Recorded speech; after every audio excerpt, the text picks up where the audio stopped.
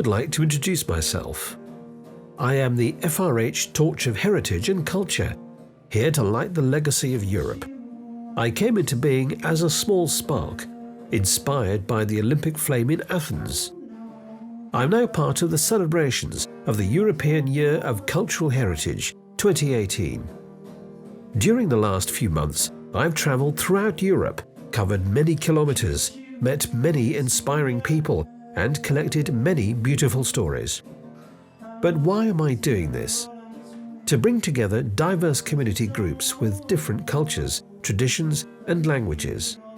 To foster unity while celebrating Europe's diversity.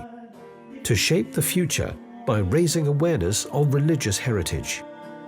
Our magnificent religious heritage comes in many forms. Most are still in service as houses of God, but some now serve as galleries, theatres, shops, or houses, or are simply empty. Each contains its own stories. Stories that originate when people get together. Religious stories. Stories about big or small happenings in the community. Stories that are passed on again and again. During my trip, I visited many places.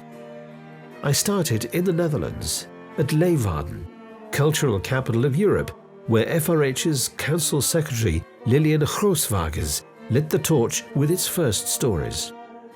My journey continued along the Main River to Aschaffenburg in Germany, then the Cantabrian Mountains in Potes, Spain, then to the ancient city of Lund in Sweden, then carried by an athlete through the rolling hills of Mont-d'Avon-Sassy in France. I travelled to the European Cultural Heritage Summit in Berlin, Germany, followed by the Urban Jewish Heritage Conference in Krakow, Poland, and on to Budapest, Hungary, where I was presented at the opening ceremony of the National Heritage Days. I continued my European journey to Bucharest, Romania, for the NCART Congress, onward to Skopje, Macedonia, and finally have arrived in Paris. I have met people from all over Europe, each with their own story.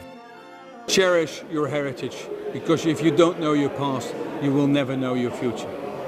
I realized when I had kids of my own, and when they started to ask where they come from, what it means to be Jewish, what it means to be German, I realized how important it is to convey the message of history, to convey the message of where are you from, what are you made of, what is your identity, and what is the DNA the human beings are all made. Stories with a message for the future.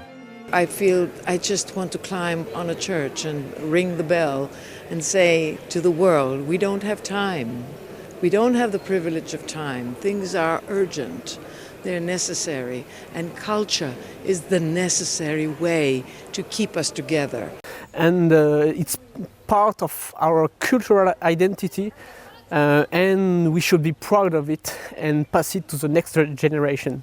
Stories that will help rediscover the value of the shared heritage on which Europe was built. I strongly believe that religious heritage plays an important role not only in the heritage protection but also in our personal life.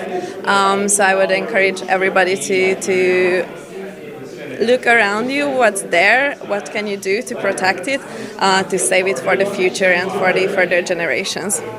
I del patrimoni que hi ha a Europa en aquest moment i també crear i construir junts una Europa millor. Stories that are symbols of unity. Cultural heritage is about uniting the people. Cultural heritage is not about dividing the people. Let's celebrate the European cultural heritage. Ouvrons nos églises, lieux de rencontre, lieux de dialogue, lieux d'écoute, lieux de fraternité. Now I am at the end of my journey at the UNESCO headquarters in Paris. But the stories go on and will never stop. The extraordinary power of our heritage shapes Europe, unites citizens, and improves the quality of all our lives. Religious heritage is both a legacy from the past and a resource for the future.